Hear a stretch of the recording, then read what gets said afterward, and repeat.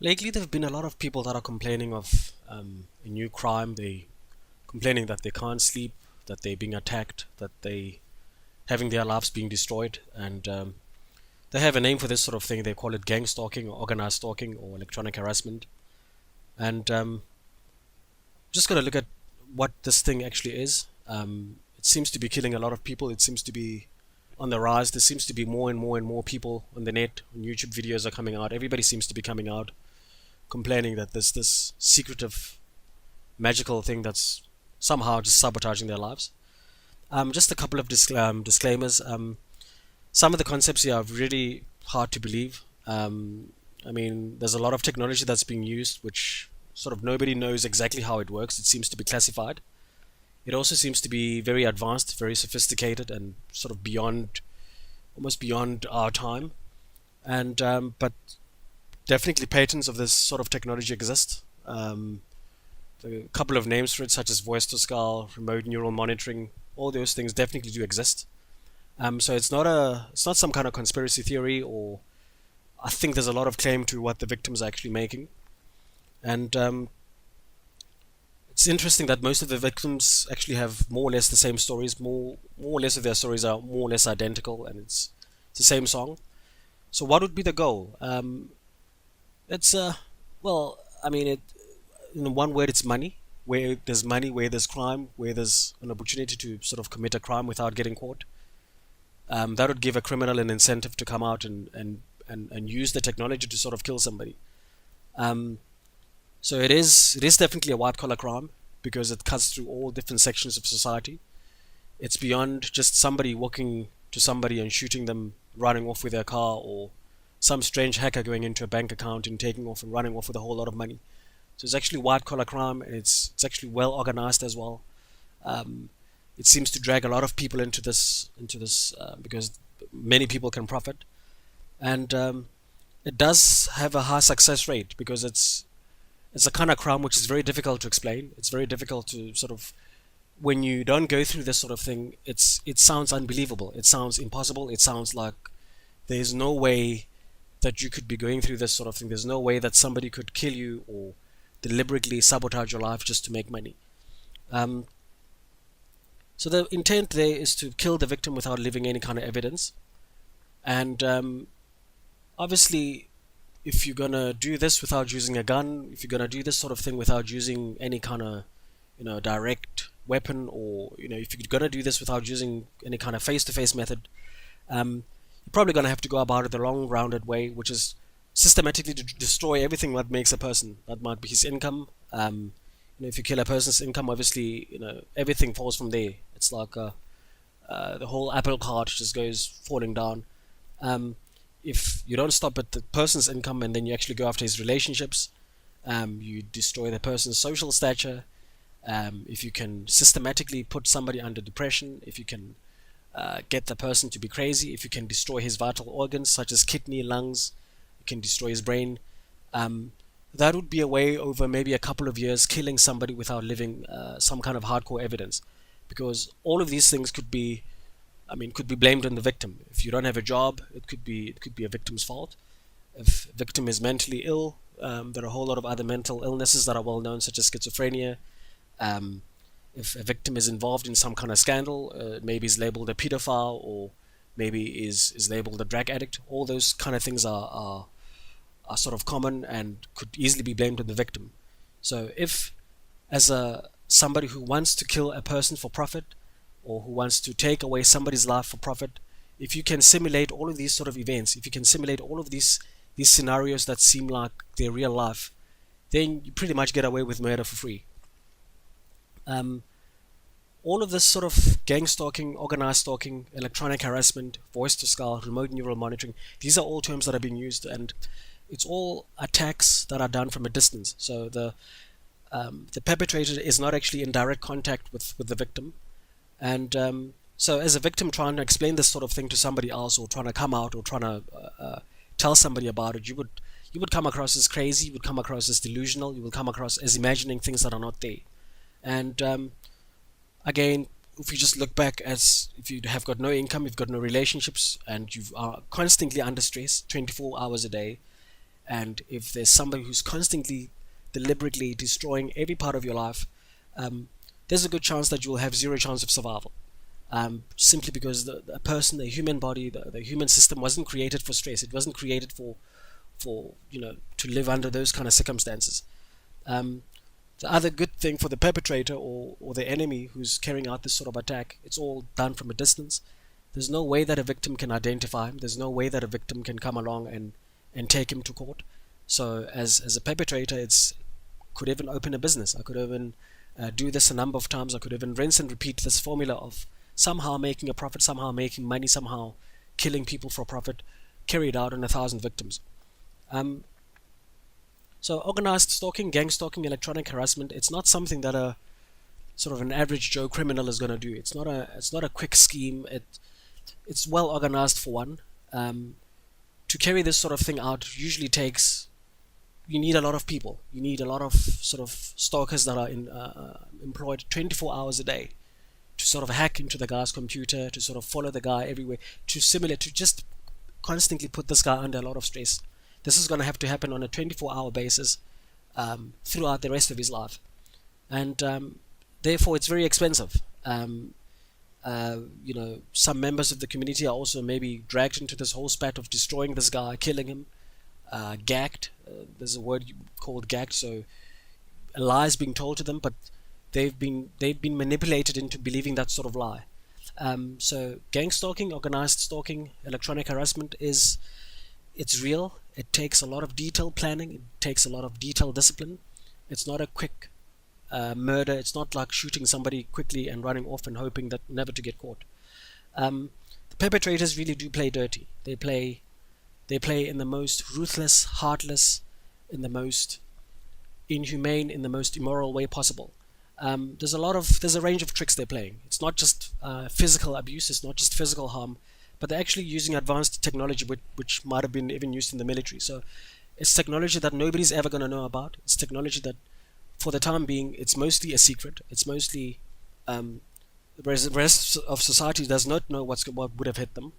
It's technology which is so advanced, and they don't stop there. They spreading lies. There's a lot of manipulation. There's a lot of setups. There's a lot of lying to the public. There's a lot of lying to the family. There's a lot of lying to friends, and it's sinking to the lowest level just to kill the person, doing everything ensuring that this person dies, for one, which is the main goal, but dying in a way that it would not seem like a crime was committed. It would not seem like murder. So just in terms of maybe some concrete terminology, people who would be involved in this, people who would be acting in this sort of thing, it would take a large scheme or a large network to carry this sort of thing out. And there would be almost like a local guy who's handling that sort of network, known as a handler. And then you've got the perpetrators. You've got people that are maybe stalking the victim. You've got people that are maybe going around spreading rumors and lies about this victim. You've got people that are constantly maybe again hacking and ensuring that when the victim does try and have a job, does try and apply for a job, that job application is somehow dismantled or manipulated. When the victim is trying to sort of, just perpetrators that are carrying out these attacks. Then you've got stalkers that could be anybody, that could be the general public. Typically the general public is maybe told a lie that this is a bad guy, this is a pedophile, you better watch out for this guy, watch out, watch him, be careful with this sort of person, or this guy is a drug trafficking, or better watch out for him, keep your distance away from that sort of thing. So those would be the actors. And then on the other side, I think more on the technology side, you've got to really get this person destroyed, to really get this victim destroyed over time, systematically and in a very clever way, in a very smart way. You are going to need to know the victim in and out, and it does take a lot of mapping of this person's data, such as his thinking patterns, such as almost like his likes or dislikes. So almost like knowing everything that there is to know about this person. There is also technology, voice to skull or artificial telepathy. So this is where the perpetrators now constantly aim to psychologically destroy this perpetrator, or destroy on a constant basis, try and drive him mad. There's also a term, remote neural monitoring, which is where effectively now this victim has got no privacy. Everything they do, everything they think, everything that they hear, everything they see is now pretty much exposed to the perpetrator. Um, so we go back to the motive as to why go through all of this trouble. Why go through it? Because where there's money, where it's for the same reason that drug lords exist, for the same reason that there's insurance fraud, for the same reason that there is all kinds of criminals. I mean, it's the same story, it's the same pattern, same storyline, that there's maybe a spouse that killed his or her partner for money. That sort of crime. Um, so it's well planned, it's orchestrated. I mean, the first thing would be to find a victim, um, and then go out to almost like plan an attack in detail, and then start physically attacking the guy over time, over a couple of years. It could be 5 to 10 years, it could be 2 years, it could be a long time. But whilst you're doing that, you're also destroying the guy's public image. You're spreading a lot of rumors about him, so that there's no evidence linking it to the scheme. There's no, it all seems like the victim is the bad person. It all seems like the victim is the bad guy here. And then once the victim dies, or even before he dies, there's profit, depending on what the scheme is trying to achieve, whether it's insurance fraud. Um, you know, in some cases you find that there are people who sign up, who grab victims, sign them up for insurance. That insurance matures over a couple of years, and then it's an offshore kind of insurance. Accumulates a lot of money, and then from there, once the victim dies, you can claim insurance. Now imagine doing this, getting away with it, hiding the evidence, doing this over 1,000 victims as the network was a scheme, and how much money you could be. There's a very good incentive for you to sort of carry this out. Another reason might be carrying out human experimentation. Um, yeah. So all of this still sounds unreal. It sounds, you know, it sounds unbelievable, it sounds unreal, but it does exist, for the fact that there are a lot more victims now coming out. There are victims that are, some have been struggling for a while, for over decades, and in the beginning it was really hard to sort of come out with your story and say, I'm struggling from this gang stalking thing, and to have people believe you say that sort of thing. But now it's really become very easy. It's simply by the fact that it's a growing crime. It's still unbelievable, still very difficult to believe. But the main thing that makes this, the main magical trick here is, imagine if you could insert, or if you could implant some kind of chip in a person that allows you to have control of that person. So when this person is trying to dial or call for help, you already know what phone number he's dialing. When this person is trying to run away or trying to get out of the country, you already know his destination, where he's going to try and go. When this person is trying to apply for a job, you can already see what job application he's making, and once he drops the phone, you can, contact wherever he's trying to apply for a job and sabotage his. Basically, if you can just invade a person completely, 100%, and you as the enemy, as a perpetrator, giving you always an unfair advantage, you're always 3 steps ahead, you're always 5 steps ahead. Imagine. So that's the main magic trick that makes this whole thing work. And again, it comes back to remote neural monitoring. That's an actual term for it. You can always Google it online. You can search for it. You can search for it. It does exist. Basically, what it is, it's at this stage nobody really knows. It's classified information. It's classified technology, but it's just having access to somebody else's nervous system, where you can manipulate his body, you can see his senses, you can see everything that he sees, you can hear everything that the person hears. The person is basically now like just a robot right now. And it's unbelievable technology. It does exist. It exists currently today. It's mostly secretive. And then the other part, again, it's voice to skull, otherwise known as artificial telepathy. So this is where the perpetrators now are trying to project realistic sounds into your head. So as a victim, you wouldn't know. You wouldn't be able to tell the difference if the sound coming behind me is a real person, or if it's a projected sound, or because it's almost an illusion. It's an advanced technology that sort of makes you believe stuff. And that is why a lot of these victims, when they do try and explain to whoever, a family, a friend, or a doctor, they do sound delusional. They do sound like they're schizophrenic. They do sound like they are doing this out of paranoia. They do sound like they're doing this out of their own imagination. Meanwhile, it's real. It does exist. So again, the whole goal of all of this, of the scheme, is just to make money. And where there's money, there's going to always be an incentive for somebody to make lots of profit. There's always going to be somebody who's prepared to do anything. We've seen this kind of story in lots of different ways. So this is just a simplified version of how the scheme works, and how it's pretty much planned.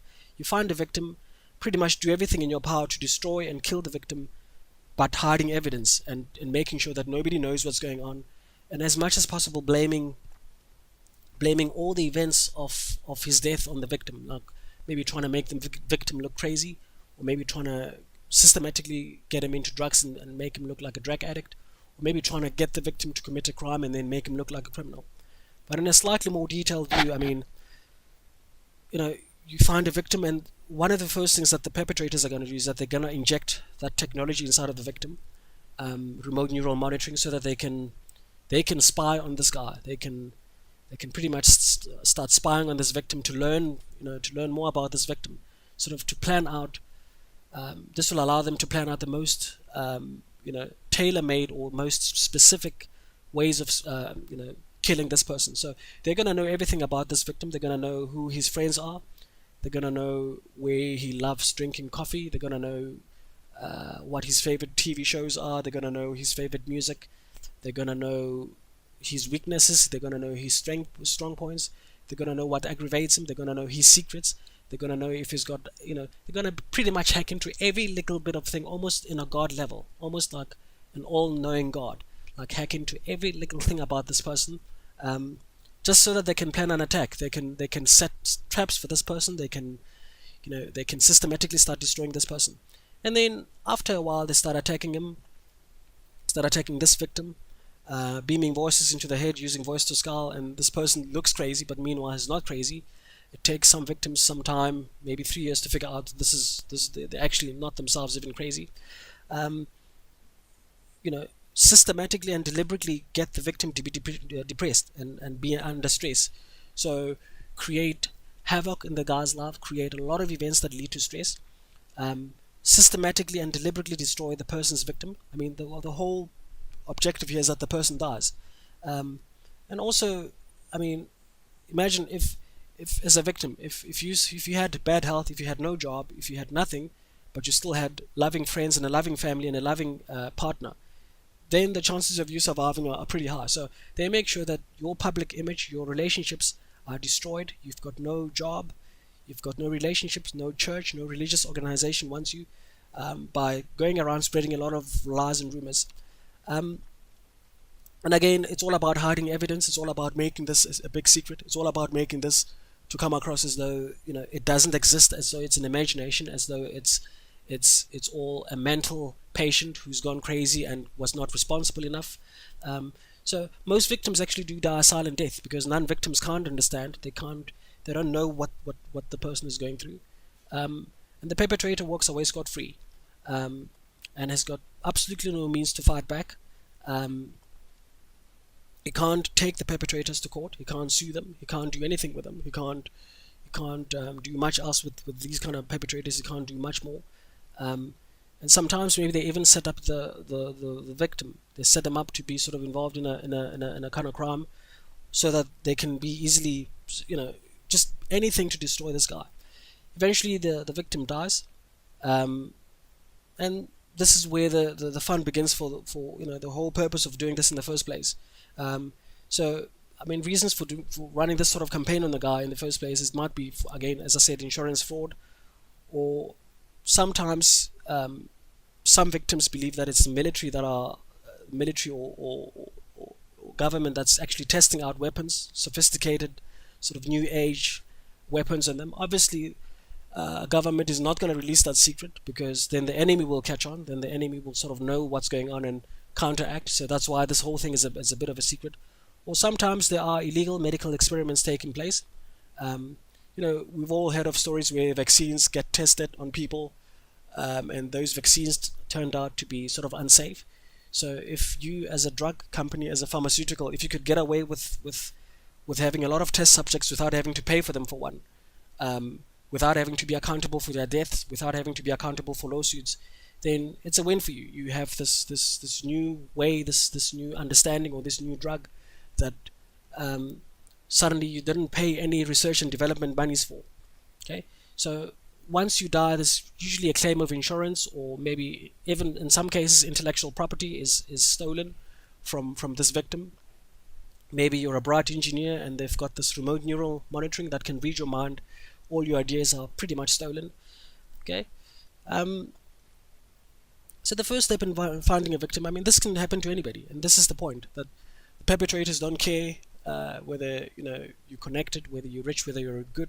You don't have to be a criminal. They're gonna try and make you, or try and make the victim look like a bad person, but it's mostly good people that go through this sort of thing.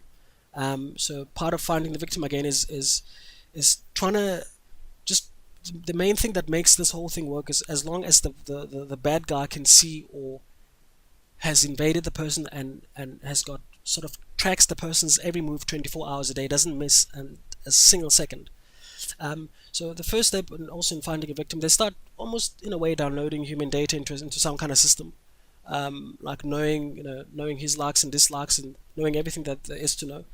And they actually do study a victim for months. So they don't start attacking immediately. They silently stalk you for a couple of months, even years, before, until they're absolutely sure that once they start attacking, you're going to fall down.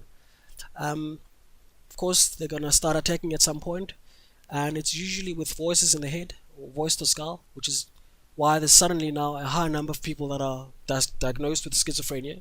And there are some physical symptoms as well. There's a long list of them, like having headaches, always having fatigue. So all of these things look natural, but it's just if you don't have a history of these sort of things, and it all suddenly starts, and then there's a problem.